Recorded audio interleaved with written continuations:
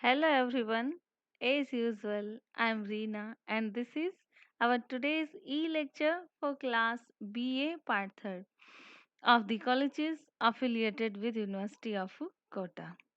Today in our lecture we will discuss the poem Birches written by Robert Frost. Okay? Let's our today's topic is the poem Birches and written by Robert Frost. Dear students, before we start this poem, we have some general introduction to the poem. As we have seen that the poem Birches by Robert Frost. Okay, here the question arises: what is the birches? Means everybody just look at the picture. Okay, on your screen that there is a picture of a tree. Okay, so birches is a some kind of a trees. Looks like that. You can see easily these soft trees having soft stem and they bent completely up to the earth. Okay, so birches is here. Robert Frost uses the trees birches in this poem.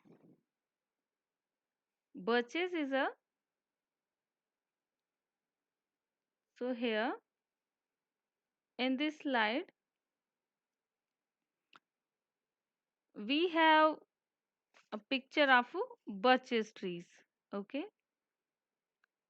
so in this lecture we will discuss this poem and its line by line structure, line by line explanation also.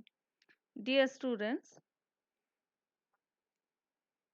just we start our poem, but have a look on the some general introduction to the poem. This is the general introduction to the poem. Birches is very well known poem written by Robert Frost, and Robert Frost was an American poet. Robert Frost was an American poet. And the poem was first published in the Atlantic Monthly in August 1915, and the poem reveals the poet's desire to withdraw from the world but for some time and come back again to the earth. It shows his love for earth and nature. The poem shows human relationship with nature. He uses symbols of a boy swinger on birches trees, and he also wants to be a singer once again. This symbolizes poets' escape from cares and worries of worldly life for a while and come back to the earth again, like the boy swinging on the birches. Okay, this is the general introduction of the poem. Here in the next picture, okay, look at this picture, and here we can see the boy swinging on the birches. Birches is a soft birches is a some kind of trees having soft stem that can easily bend, and birches also many type uh, birches trees. We can find many types of birches trees, and this is the a typical birches tree which has soft stem that can easily be bent. Okay, and this birches tree can be grow in typical cold areas. So look at this picture, and here we can see the boy as a birches swinger. Our whole poem, the birches, our today's whole poem, birches, also contains this image. Here, poet describes about the birches swinger. There is a boy who swings on birches and bent them down to the earth. And so, dear students, look at the picture and guess. Okay, guess. Who can be the boy? Who is this boy? Like some Amit, Sumit, Golu, Molu, so on and so forth. I'm just kidding, dear students. This is none other than only the poet himself.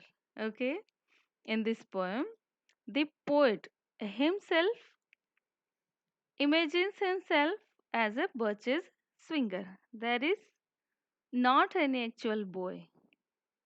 It's all about poet's imagination.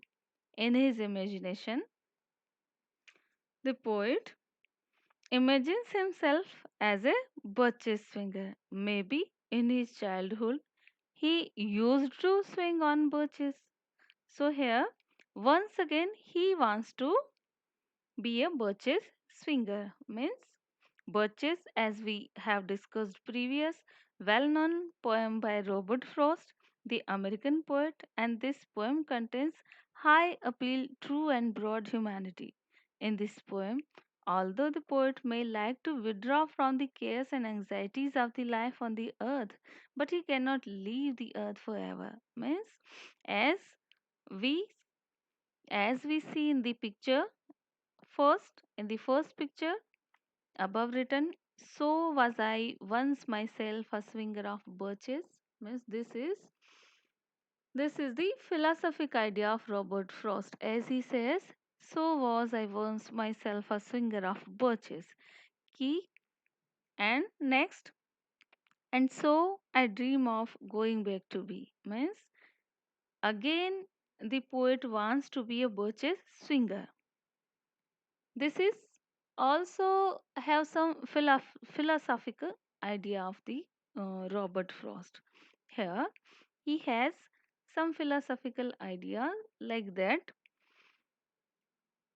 he he has many confusion in his life. So he want to escape from these confusions, these worries and these miseries from the life and want to be a birches swinger again. He wants to be swing on birches. He wants to go from the earth up to the sky with the birches, but for a some time. And after some time, he wants to come back on the earth with the branch of the birches tree. So, this is the philosophic idea of Robert Frost this poem contains. Okay, and next, dear students, in our today's e-lecture, we will discuss the line-to-line explanation of the poem also. This poem contains almost 59 lines, and in a single video, it is very difficult to explain all 59 lines.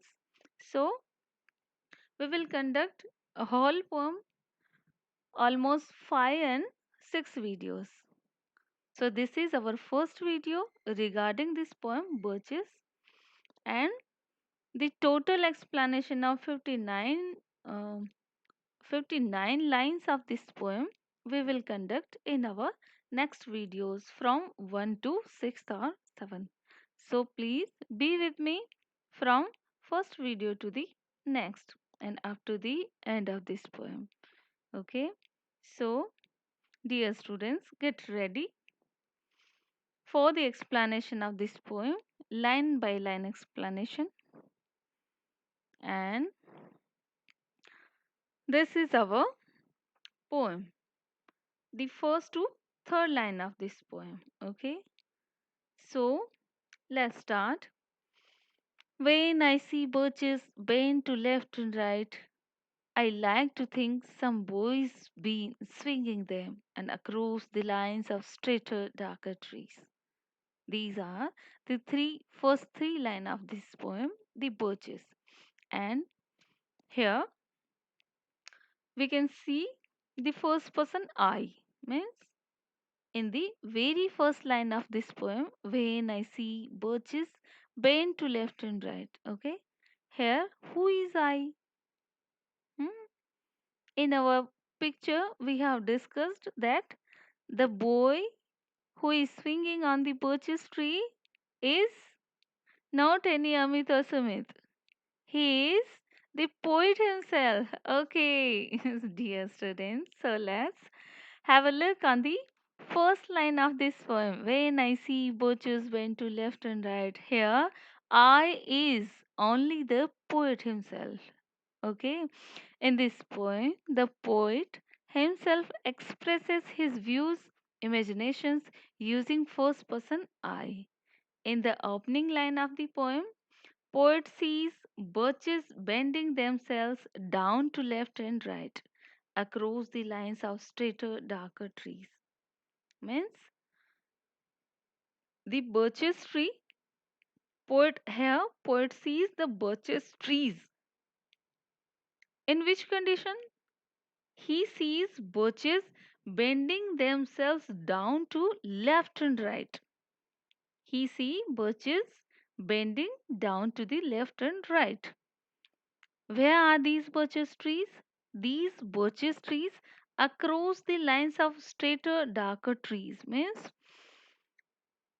and I like to think some boys been swinging them. As we see the first line of this poem, I like to think some boys been swinging them means, here poet imagines that some boy must have been swinging them, but soon he thinks, and in our next line from 4 to 6th, we will um, have next idea of the poem. In these lines, here we can see the first idea of the first imagination of the poet, that who would bend these birches. Here he guesses he may be a boy, means he may be some boy who is a birches swinger, and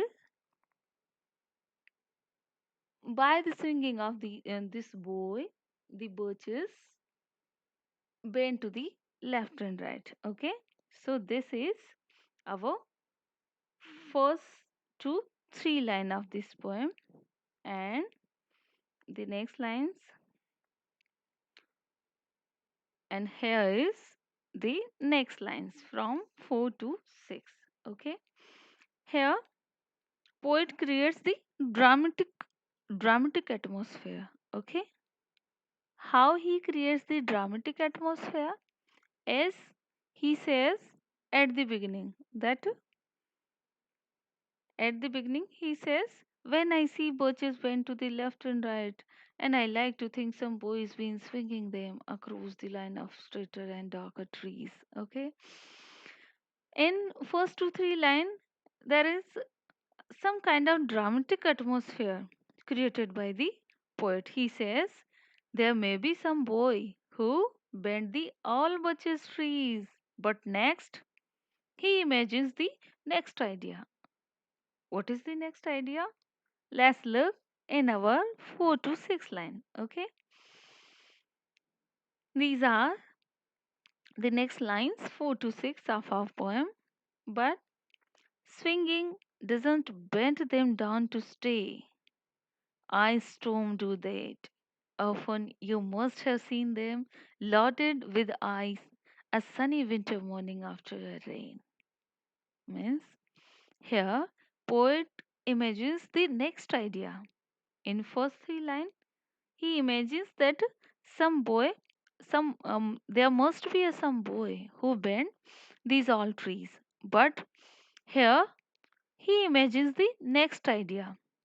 Next idea, there is the next idea that, but swinging doesn't bend them down to stay. Means the swinging by the boy cannot completely bend down these trees.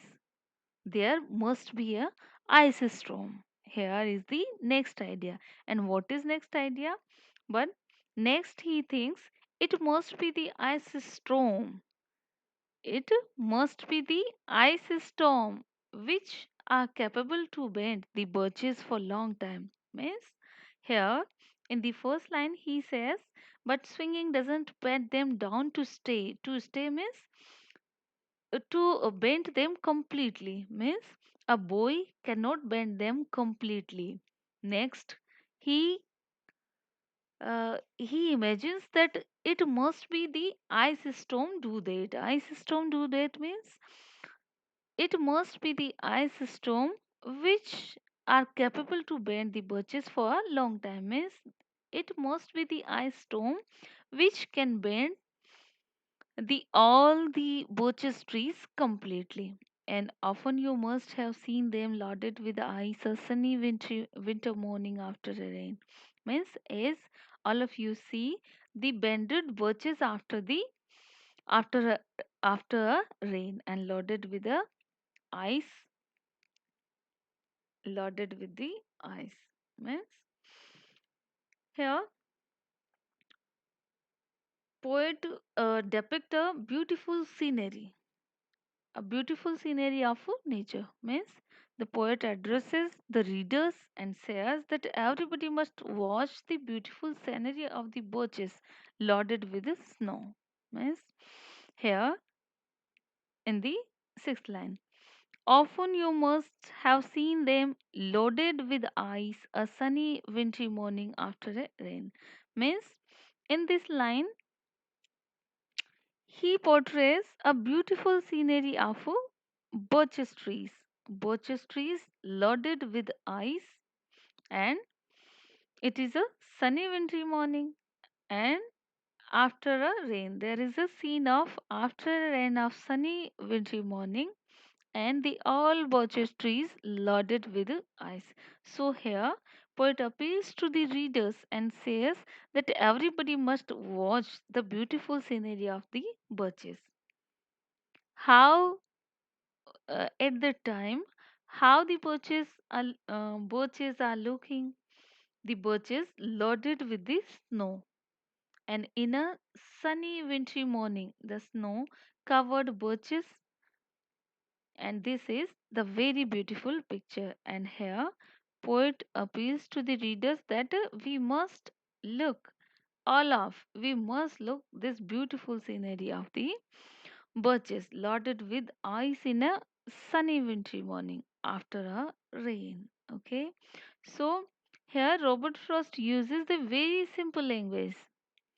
This poem is conversational poem. Means here poet uses the conversational style. He says in clearly in simple sentences. We can easily understand the meaning of the lines written by Robert Frost. Okay, so this slide contains the line number 4 to 6, and next is line number 7 to 9. Okay, so in previous line, as we have discussed, that Robert Frost portrays a beautiful scenery of these birches. Okay, and this is our line number 7 to 9. They click upon themselves as the breeze rises and turn many colored as the street cracks and creases their enamel. These lines depicts the much beautiful scene of birches. Means here the poet the poet offers us a much beautiful scene of birches, and as he says, in the sunny wintry morning, the snow covered birches begin to click themselves with with the wind blowing, and they become many colored. In this stanza, the poet depicts the beauty of birches as thus: as soon as the sun becomes warm, the birches begin to shed crystal cells and shattering down. Means they click upon themselves. Means click means to click. In the snow covered birches begin to click themselves with the breeze arises, means with the wind blowing, and they turn many colored and they become many colored. There is still cracks and creases the enamel. Enamel means the hard icy surface, the outer surface of the birches, which is made by ice. Okay, the icy hard outer surface of the birches. It is enamel. Means with the blowing of the wind, they still cracks and creases. Means this is the poetical language. Okay, so here completely poet portrays a beautiful scenery of the perches covered with ice, and with the blowing of air, with the blowing of wind, the snow covered birches begin to click themselves and they become many colored. Okay, this is the much fine scenery depicted by the Robert Frost. Okay, so in our today's lecture, we have discussed the poem from line number first to 9, and the next lines of this poem we will discuss in our next upcoming videos. So dear students, please be with me till to the end of this poem in my next videos. So enjoy your study and have a nice time. Bye.